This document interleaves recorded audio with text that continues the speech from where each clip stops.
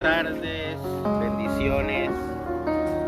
¿Les gustó mucho este escenario? A mí también me gusta mucho, más porque estamos en tiempo de la primavera, del calor. Y hoy le pedimos al fuego del Espíritu que venga sobre nosotros en esta tarde, que nos ilumine, que nos guíe, que nos fortalezca, que nos abrace con su amor y su ternura. Ven Espíritu Santo, ven fuerza de lo alto. Ven a llenar mi vida, ven a llenar mi ser, ven a llenar mi corazón. Especialmente de quien se siente inquieto, Señor. Ven a llenar mi vida, ven a llenar mi ser, ven a llenar mi corazón. Ven y sopla sobre mí. Sobre el que está triste, Ven y Señor. sopla, ven y sopla. Sobre el que está ansioso, Espíritu Santo. Sopla sobre mí. Ven y sopla, ven y sopla. Ven Espíritu Santo. Ven a llenar los vacíos de nuestra vida. Sé luz, Espíritu Santo. Sé fuerza. Sé poder renovador en cada uno de nosotros. Transforma. Espíritu Santo, Renueva, Espíritu Santo. abrázame, por favor. Espíritu Santo, abrázame con tu amor.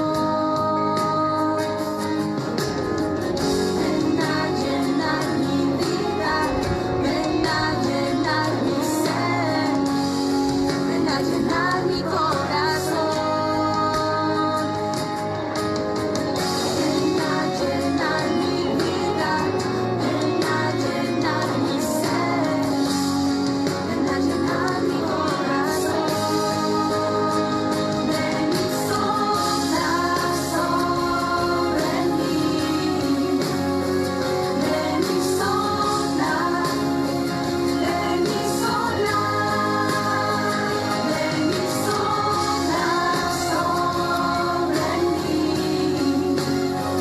Ven y sopla, ven y sopla, ven y sopla sobre mí. Ven a soplar sobre nuestra iglesia.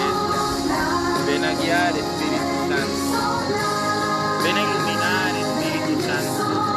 Ven con tu poder. Ven, Espíritu Santo. Ven a llenarnos de ti. Ven a iluminarnos. Ven a guiarnos, Espíritu Santo. Sé fuerza, sé luz. Sé fortaleza, Espíritu Santo. Regálanos tus dones de sabiduría, entendimiento. Ven, Espíritu Santo. Ven fuerza renovadora. Ven poder de lo alto. Ven a iluminarnos. Ven a guiarnos. Ven a llevarnos a Jesús.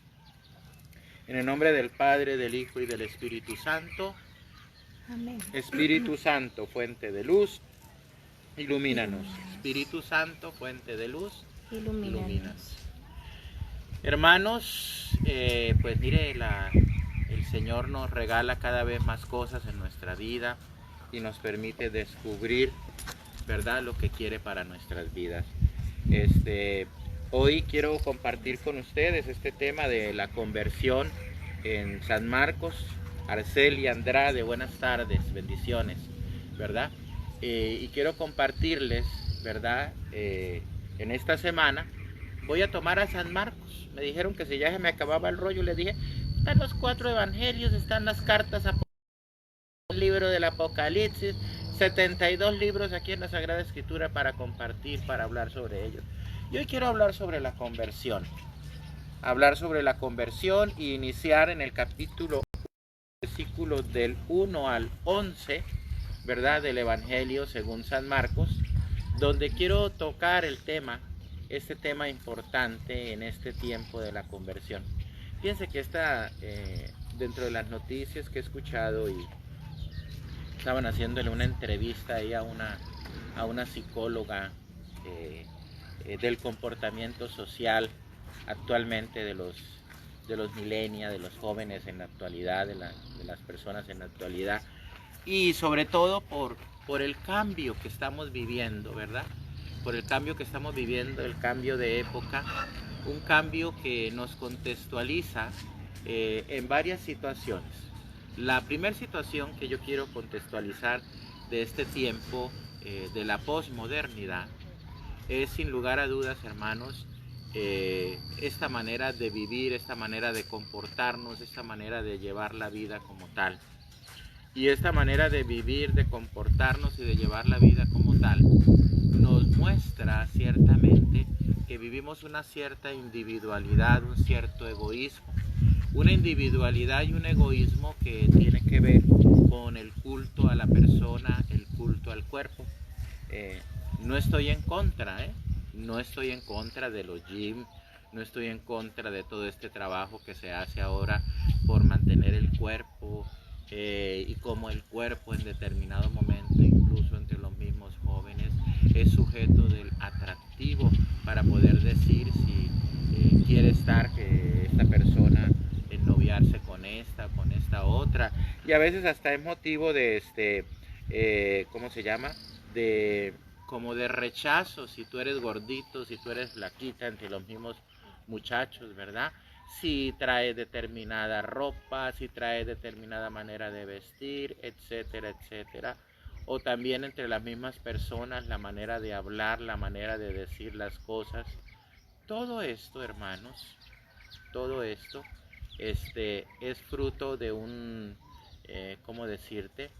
De una cultura que ahora segrega, ahora en determinado momento excluye de esta manera desde el culto del cuerpo, porque es la nueva modalidad de la época actual, ¿verdad? Es una nueva modalidad conforme nuestra época en la actualidad se está moviendo, y que tiene que ver también con la cuestión del ego, del yo, ¿verdad? De la subjetividad. El fenómeno también de las redes sociales, el fenómeno del celular. Mucha gente se ríe porque les digo que la televisión se casó con la computadora y tuvieron un nuevo hijo que se llama celular. Y ese celular ha reducido a nuestros jóvenes, adultos y a todo tipo de personas en la individualidad. Y ahí los vemos metidos, entrándole y haciendo, y el dedo para arriba, el dedo para abajo, etcétera, etcétera. Y esto se convierte, en el caso de las redes sociales, en un espacio muchas veces para la infidelidad, para, ¿cómo se llama? Para no vivir una vida de pureza de acuerdo al querer de Dios, para engaños, para mentiras, para robar, en fin, este medio de comunicación negativamente se ha convertido en ese tipo de situación. Un cafecito, gustan un cafecito, ya mero me he hecho el mío, ¿verdad? Entonces, este tipo de situaciones, saludos a Lilia Granados, con quien fuimos a Tierra Santa. Allá se está contactando desde Salinas, California. Y entonces, este tipo de situaciones que en determinado momento debían servir para algo positivo se han convertido en algo negativo. Las extorsiones en los celulares, las extorsiones en los correos electrónicos que te ganaste. Yo desde que tengo mi celular y activé el correo electrónico en el celular, llegó que me han llegado como unas 100 correos electrónicos que me gané, no sé, tantos millones de dólares, tantos millones de euros. Y yo recuerdo mucho esto en el pontificado del Papa Benedicto XVI, que el Papa Benedicto hablaba sobre el sentido mismo de las redes sociales. ¿Para qué estaban las redes sociales? Y decía Benedicto XVI que las redes sociales estaban ciertamente para fomentar la fraternidad y para ser anunciadores de buenas noticias, ¿verdad? Gracias a Dios, una manera positiva como hemos utilizado las redes sociales en esta pandemia es la información, la prevención, ¿verdad? Y, perdón, nos ha permitido mantenernos mejor comunicados y estar más al pendiente de las situaciones, ¿verdad? Por ejemplo, yo leía, ¿no?, de que la peste negra duró en Europa no sé cuántos años, y otro tipo de pestes que duraron un tanto de años. Sí, es cierto, pero yo decía, no había la información que tenemos en la actualidad, ni tampoco teníamos en un momento dado el avance de la ciencia, como lo tenemos hasta este momento. Entonces, desde esa perspectiva, vamos viendo todas estas realidades que hoy por hoy circundan a la sociedad actual, la dañan y en un momento dado también la alejan de un encuentro verdadero y personal con Jesucristo. Es una realidad, hermanos, es una realidad, por ejemplo, la realidad de nuestros muchachos millennials, ¿verdad? Que ellos, por su misma realidad, por su misma situación, los vemos metidos en problemas de droga, en problemas ¿qué decir yo? De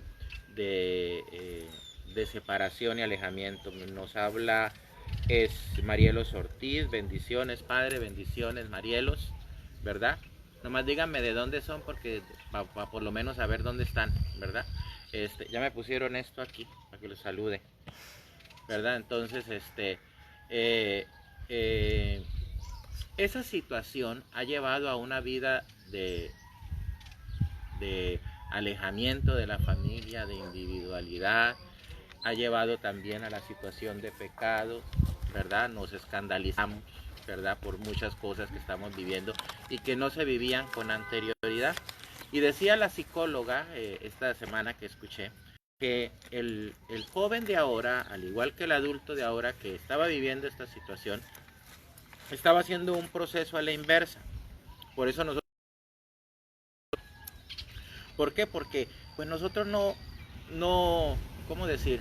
Quienes somos de mi época y más para atrás, estábamos acostumbrados al respeto, estábamos acostumbrados al amor hacia nosotros mismos, estábamos acostumbrados a, qué sé yo, a la convivencia, a la fraternidad, etcétera, etcétera. Y esta misma situación negativa de las redes sociales ha llevado a que los jóvenes millennials en la actualidad descuiden todo ese tipo de situaciones y por eso vemos todos estos problemas de obesidad, de drogadicción, etcétera, etcétera, ¿verdad? Ocasionados por esta misma situación. Pero decía la misma psicóloga, pero de una o de otra manera, hay dos opciones.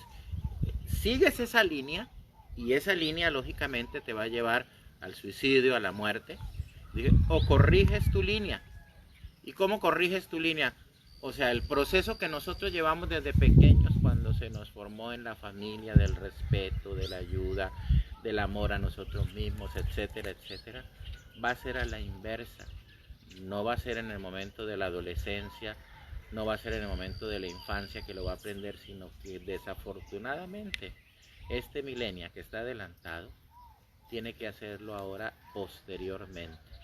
Por eso vemos cada vez más los centros de rehabilitación de readaptación para las personas con problemas de droga, alcoholismo y todo este tipo de cosas, ¿verdad? Porque ciertamente las redes sociales nos absorben.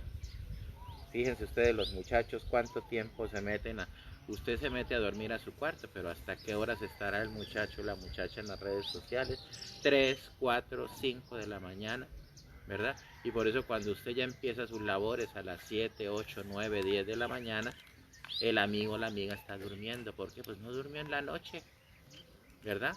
no durmió en la noche y lo que no durmió en la noche lo va a hacer dentro del día. Como la persona que consume drogas, ¿verdad? Ay, le digo esto porque a mí personalmente, semanalmente, no dejan de llegarme de 1 a 2 casos de personas con problemas de drogas en determinado momento que le llegan a echar la culpa. ¿Será que está poseído por el demonio? No, que poseído, es que ve alucinación, ya está arriba el amigo, ya está el consumo lo lleva muy elevado y usted no se ha dado cuenta. Ay, ¿cómo es posible? Y luego algunos se callan la boca frente a esto, sabiendo las cosas se callan la boca. Yo les doy este mal consejo, ¿verdad? Al demonio hay que desenmascararlo. El demonio hay que señalarlo, hay que señalar la mentira en la que tiene metidas a muchas personas, ¿verdad? Y decía San Óscar Arnulfo Romero, y cuando prediquemos y cuando hablemos con la verdad, vamos a crear en determinado momento dentro de nosotros persecución, no nos van a querer, no va a caer bien lo que hablamos y lo que decimos.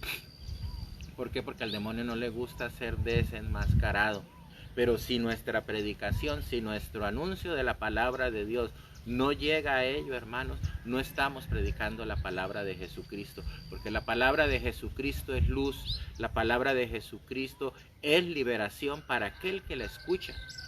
Por eso ustedes me ven constantemente pidiendo al Espíritu Santo que nos dé la luz, que nos ilumine, para que sea Él el que nos lleve, el que nos guíe, el que nos muestre el camino hacia el Padre. Y la palabra tiene que ser así, viva y eficaz y frente a la persona para ayudarla a crecer, para ayudarla a que sea mejor hijo de Dios, mejor hija de Dios, ¿verdad? Puede ser que se enojen con nosotros en su momento y eso, aquello, pero luego volverán ya cuando se den cuenta del error. Ahí tenemos que ser pacientes, ¿verdad? Porque yo digo, es como cuando en determinado momento el médico tiene que tocar la infección. Cuando un médico toca la infección está inflamada y entonces duele al inicio y grita a la persona y empieza a atacar, y por ejemplo si ahí puso el médico tiene que apachurrar y duele. Ya después de que hay eso, a la semana vuelve la persona tranquila. ¿Por qué? Porque esa infección empezó a secarse y empezó a salir todo ese cochinero, como sucede con el pecado y como sucede con la obra de Dios, ¿verdad? A ver quién está por aquí. Ay, Dios. A ver quién está por aquí. Dice Luz del Carmen Olea Valenzuela. Dice que su mamá está muy triste, ¿verdad? Porque convivió con muchos jóvenes y ahora últimamente no quiere comer nada, que pide mucho por las personas que la están cuidando. Claro que sí, pedimos por ella y por las personas que la están cuidando. Marielos Ortiz de Ciudad Obregón, la parroquia de San Pablo. Bueno, entonces dice el capítulo 1, versículo 1 del Evangelio según San Marcos. Comienzo del Evangelio de Jesús, el Cristo, Hijo de Dios, conforme está escrito en Isaías el profeta. Mira, envío mi mensajero delante de ti, el que ha de preparar el camino. Voz del que clama en el desierto, preparad el camino del Señor, enderezad sus sendas. Apareció Juan bautizando en el desierto, proclamando un bautismo de conversión para perdón de los pecados. Acudía a él gente de toda la región de Judea y todos los de Jerusalén, y eran bautizados por él en el río Jordán, confesando sus pecados. Juan llevaba un vestido de piel de camello y se alimentaba de langostas y miel silvestre. Y proclamaba: detrás de mí viene el que es más fuerte que yo, y no soy digno de desatarle, inclinándome, la correa de sus sandalias. Yo os he bautizado con agua, pero él os bautizará con Espíritu Santo. Y sucedió que por aquellos días vino Jesús desde Nazaret de Galilea y fue bautizado por Juan en el Jordán. En cuanto salió del agua, vio que los cielos se rasgaban y que el Espíritu en forma de paloma bajaba a él, y se oyó una voz que decía de los cielos: tú eres mi Hijo amado, en ti me complazco. A continuación, el Espíritu le empuja al desierto y permaneció en el desierto durante 40 días, siendo tentado por Satanás. Estaba entre los animales del campo y los ángeles le servían. Palabra del Señor. Gloria a ti, Señor Jesús. Entonces, hermanos, nos encontramos con un texto donde ciertamente, ¿verdad? Aparece el Señor, aparece Juan el Bautista como el mensajero del que habla el profeta Isaías para que anuncie la llegada, ¿verdad?, del Salvador. Vámonos a quedarnos un poquito con Juan. ¿Quién era Juan? Bueno, Juan, pues sabemos que es el hijo de Isabel, la prima de la Santísima Virgen María. Sabemos que Juan desde el vientre materno reconoce a Jesús, ¿verdad? Cuando María visita a su prima Isabel, María, llena del Espíritu Santo, va a visitar a su prima, y la alegría proviene del encuentro de aquella que estaba llena del Espíritu, que era María, con su prima Isabel. Y María le contagia la alegría del Espíritu, María le contagia, ¿verdad?, la presencia del Espíritu a su prima Isabel. Por eso es la alegría de ella y por eso el reconocimiento de Juan el Bautista que estaba por nacer. Y ahora lo vemos ciertamente a este Juan el Bautista, escogido también por Yahvé Dios, nacido por un milagro, porque Isabel ya estaba betarrita y el Señor le permitió a Isabel quedar embarazada, ¿verdad? Y a su esposo, ¿verdad?, Zacarías. Los dos ya estaban grandes y el Señor les concede este milagro, y les concede este milagro en el contexto de la, ¿cómo se llama? En un contexto pues de senectud, y donde parecía que las cosas fueran imposibles. Pero como sabemos, no hay nada imposible para Dios.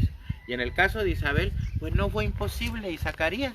¿Por qué? Porque el Señor permitió esto. Entonces vemos a un hombre escogido por Dios, y no solo escogido, sino que nace como un milagro de Dios. Y nace como un milagro de Dios para cumplir, para vivir, para anunciar la venida del Salvador.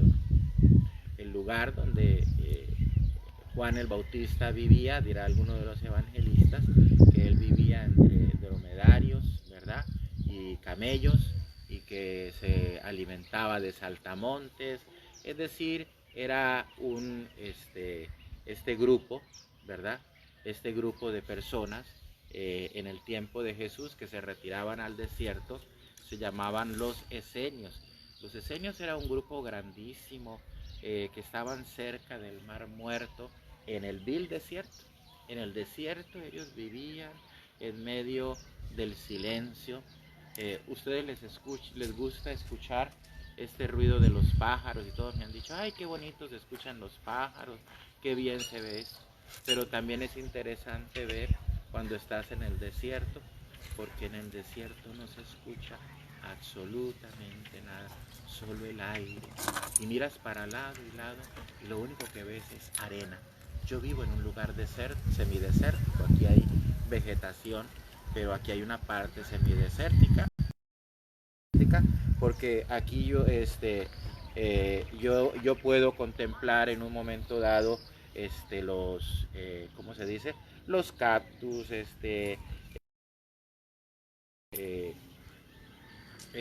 ¿cómo se dice?, algunos árboles propios del desierto, ¿verdad? Entonces, al vivir esta situación, ¿verdad?, el Señor nos va animando el Señor va tomando esta misión de Juan el Bautista como preparación. Me devuelvo con los esenios. Los esenios era una comunidad que vivía en el desierto, y vivían como comunidad, compartían entre ellos, ¿verdad? Y escribían, ¿verdad? De hecho, en el año 1950, si no me equivoco, 54, cerca del Mar Muerto, se encontraron los vestigios del Qumran. El Qumran son textos, ¿verdad?, del Antiguo Testamento que proclamaban los esenios y se dedicaban a la oración y a la restauración de Jerusalén desde esa vida de silencio y contemplación del mismo mundo. Para mí los esenios son el antecedente de la vida religiosa en el desierto, de los padres del desierto, porque ellos se dedicaban allí a orar, a contemplar a Dios, ¿verdad? Y estas investigaciones que se hicieron de los libros del Antiguo Testamento, pues ratifican lo que nosotros tenemos hasta este momento, ¿verdad? Fueron muchísimas tablillas y todo esto que se descubrieron en aquel lugar. Hoy por hoy aquel lugar es un museo, ¿verdad? Un museo arqueológico cerca del Mar Muerto, y que ratifica la existencia de Juan como parte de esta comunidad de esenios, ¿verdad? Que lo llevan después de ese encuentro con el Todopoderoso, con el Shaddai, después de leer la Sagrada Escritura a él, después de entender a Isaías. Yo creo que sale de ese desierto, de ese lugar, para bautizar. La distancia de ahí al río Jordán, ¿verdad? Donde según eso bautizó Juan el Bautista, yo le pongo que por lo menos era unas 6 horas o 7 horas a pie, si no era mediodía, ¿verdad? Donde él predicaba allí en el río Jordán. Y es interesante porque en ese lugar, el río Jordán es un lugar de vida, es un lugar, es el río que atraviesa gran parte o la mitad del pueblo del país de Israel, y el que pues da el agua dulce de la cual se sostiene precisamente el pueblo de Israel en la actualidad. En ese lugar es donde Juan el Bautista va y anuncia la llegada del Salvador. Y podemos decir que hay un encuentro entre esos que está bautizando Juan y le dice: conviértanse, cambien de vida, etcétera, etcétera. Hasta el momento en que ve a Jesús, y Jesús entra en esa fila de conversión. Y esto mucha gente lo ha utilizado, ¿verdad? Para decir, por eso las personas y los niños tienen que bautizarse a una edad adulta, porque mire, Jesús se bautizó a una edad adulta. Jesús no se bautizó porque él necesitara bautizarse. Jesús entró en esa fila para evidenciar lo que Juan el Bautista estaba diciendo, que era el momento preciso, el tiempo preciso del cambio y de la conversión de vida. Por eso cuando Jesús entra, ¿verdad? Y cuando Juan el Bautista lo señala como el Cordero de Dios, al que él no es ni siquiera digno de quitarle las sandalias, ¿verdad? Sin embargo, Juan obedece el ser bautizado. Y en la obediencia de Juan al querer de Jesús, vemos la manifestación clara. Yo creo que no hay un texto más claro donde se vea la presencia del Padre, del Hijo y del Espíritu Santo. El texto nos dice: Jesús entró, la palabra, el Hijo. El Espíritu Santo se puso encima de él, y una voz del cielo: este es mi Hijo amado, escúchenlo.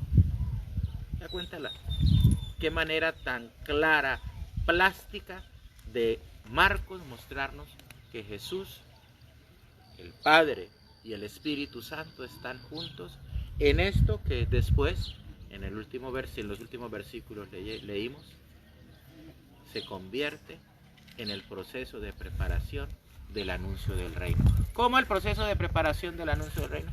Dice que Jesús se fue 40 días y 40 noches al desierto a orar y a estar con su Padre, ¿verdad? A orar, a vivir este encuentro de interioridad que lo iría a preparar más adelante para hablarnos del reino de los cielos. Hermanos, hoy este tema, ¿verdad?, de la conversión, ¿verdad?, nos invita a descubrir, ¿verdad?, que la conversión no es un tema para mí es un tema para todos. Que la realidad de la que yo les hablé ahorita al inicio es una realidad que necesita cambiarse. No esperemos un cambio de vida de los demás.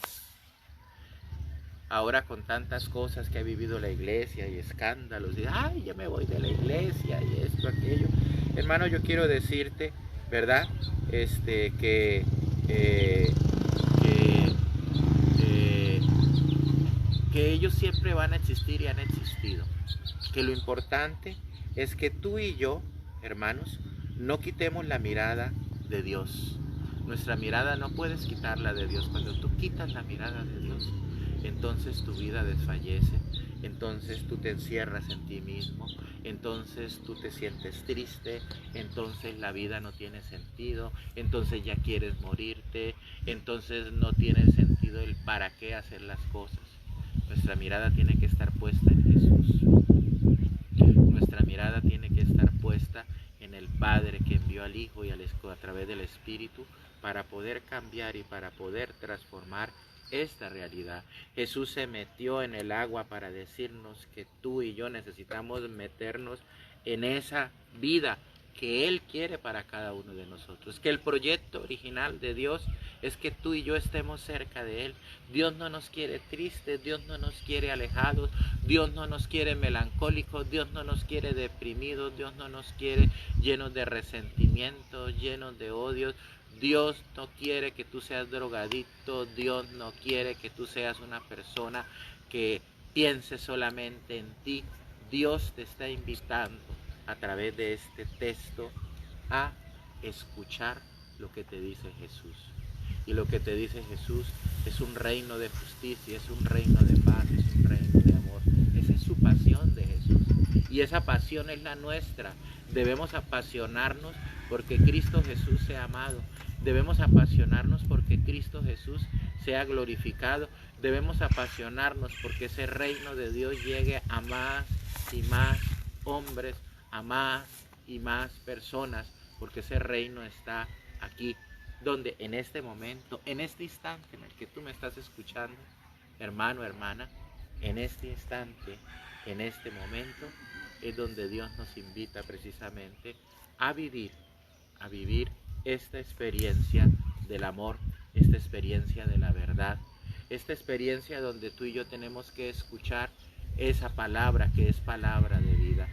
Y recuerda esto, cuando la palabra se anuncia, cuando la palabra es fuerte, cuando el predicador, cuando el sacerdote, cuando el amigo, la amiga, el papá, la mamá hablan fuerte y están hablando con amor, es la palabra que está llegando a lo profundo de tu corazón. Y si te causa malestar y si te causa inquietud, vas por buen camino. Nomás déjate tocar por esa palabra, que esa palabra llegue a tu vida, llegue a tu corazón, porque la palabra de Dios es palabra de vida, es palabra que transforma al hombre, es la palabra de Dios la que vence al pecado. No eres tú, no soy yo, es la palabra del Señor que, como dirá el apóstol Pablo, es una espada de doble filo que atraviesa lo más profundo del corazón del hombre para llegar y quedarse allí.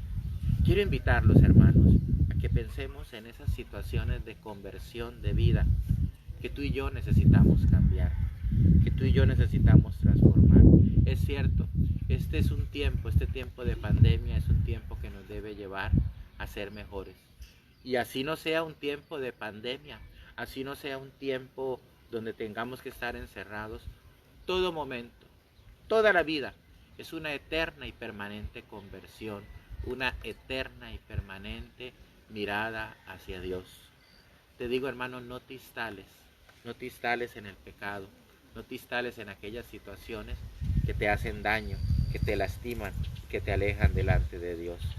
Quiero invitarlos, un saludo a Juana Costa, a Susana López, a Adrián Laviaga, a Luz Herrera, a Cecilia Arce, a Luz del Carmen Valenzuela, que nos pide por la conversión de la familia Valdenebro Olea, y por ella, y por todos los que en este momento se han estado conectando, por Lourdes Aldama, ¿verdad?, que nos está pidiendo oración por su hermano, Nena Gil, ¿verdad?, por Laura Villegas Caballero y Olga Polanco, que nos están viendo, por todos ustedes, hermanos. Quiero invitarlos a quienes se conectan en este momento, o a quien nos está escuchando en YouTube en este momento, o está viendo la predicación en este momento, quiero invitarte a que hagamos una oración final, pidiéndole a Jesús que nos convierta, que nosotros podamos acercarnos a Él y que nuestra vida sea nueva en Él. Digámosle: entra Jesús a nuestra vida, a nuestro corazón. Toma posesión de nuestro lugar. Ven Señor a quedarte con nosotros. Ven a iluminar nuestra vida. Llénanos totalmente de ti. Que nuestra mirada, Señor, nunca se desvíe, sino que ahora que tú estás entrando a nuestra vida, tomes el lugar que te pertenece. Ven Jesús para yo poder tener tu mirada, tu manera de actuar, tu manera de vivir. Te abro las puertas de mi corazón y entra con todo tu poder, con toda tu bondad, con todo tu amor, Jesús. Ven Jesús.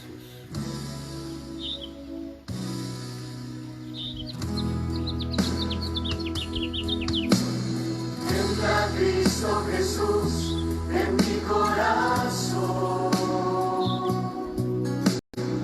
Quiero que inundes todo con tu presencia.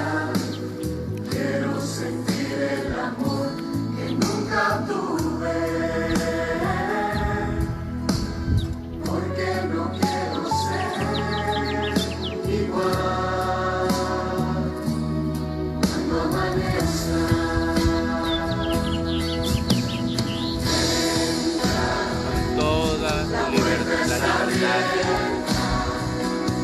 Aunque no soy digno, te quiero escuchar.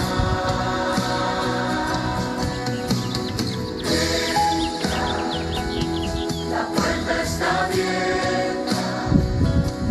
Quiero que conmigo vengas a cenar.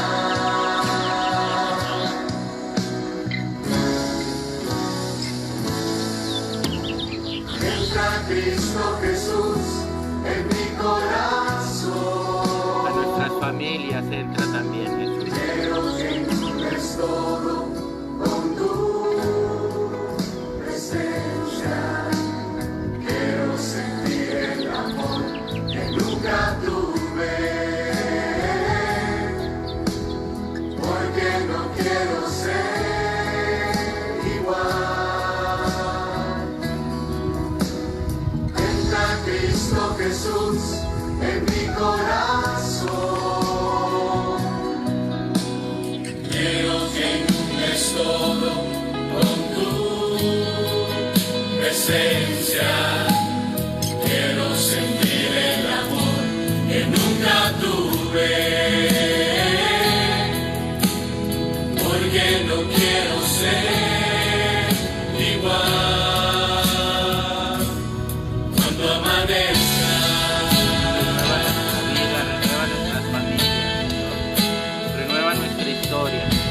Haz nuevo, Señor, nuestro caminar. Haz nueva, Señor, nuestra humanidad. Porque te pertenecemos. Porque tú has instituido el reino de tu Padre. En mi corazón quiero que inundes todo con tu presencia.